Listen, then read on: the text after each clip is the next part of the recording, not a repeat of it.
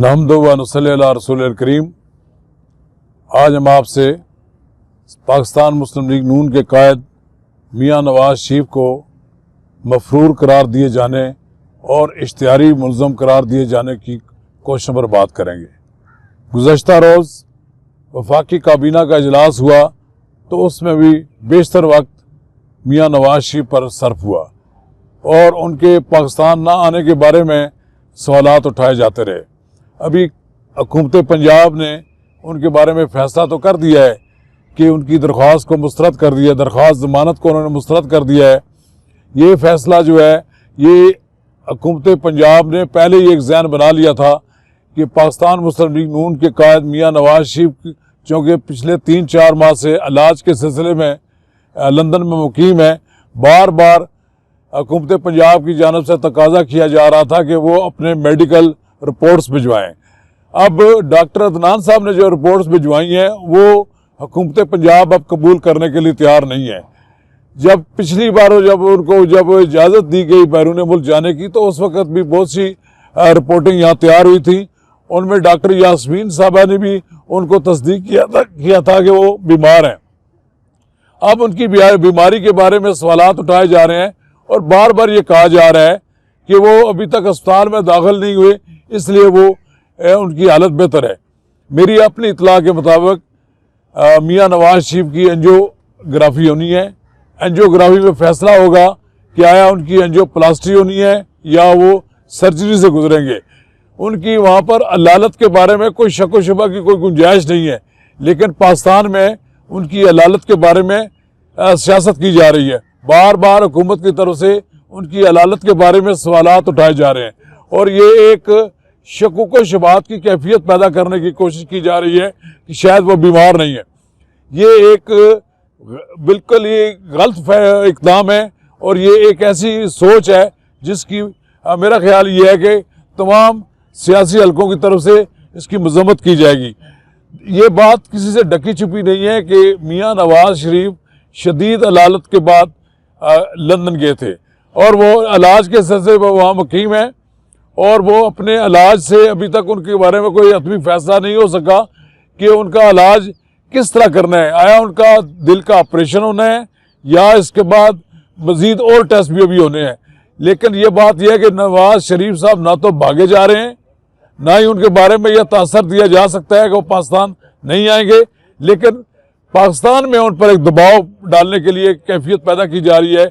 कभी उनकी ज़मानत मनसूखी का फैसला किया जाता है, फिर कभी अब ये कहा जा रहा है कि वो मफरूर है।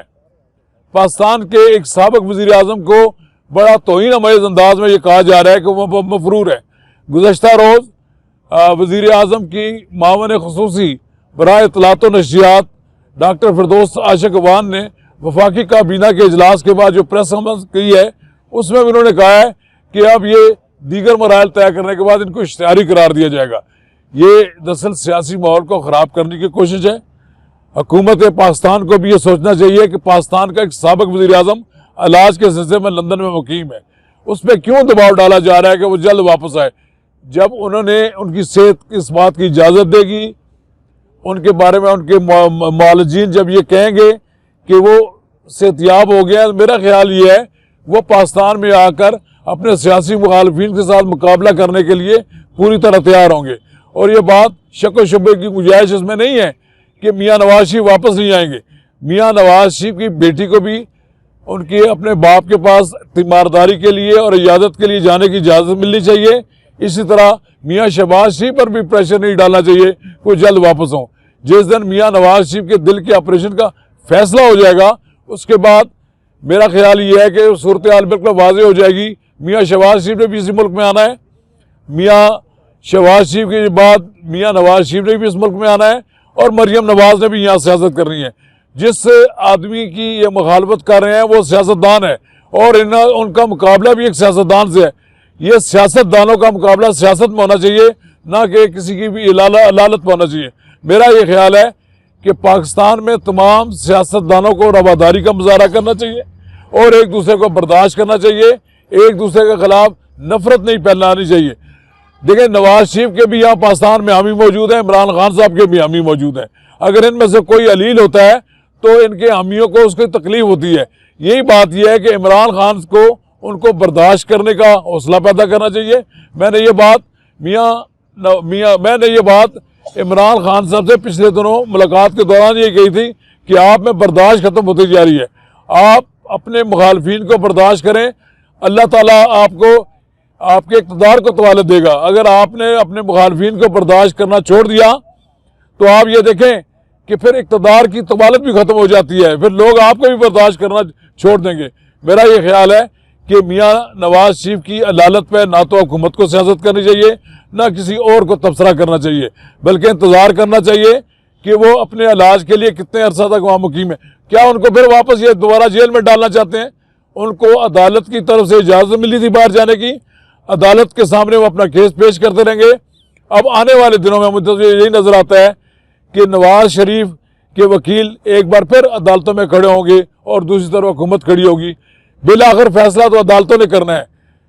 ना तो इमरान खान साहब के बस में बात यह है कि वो नवाज शरीफ को वापस ले आए, ना किसी और के पास की बात है।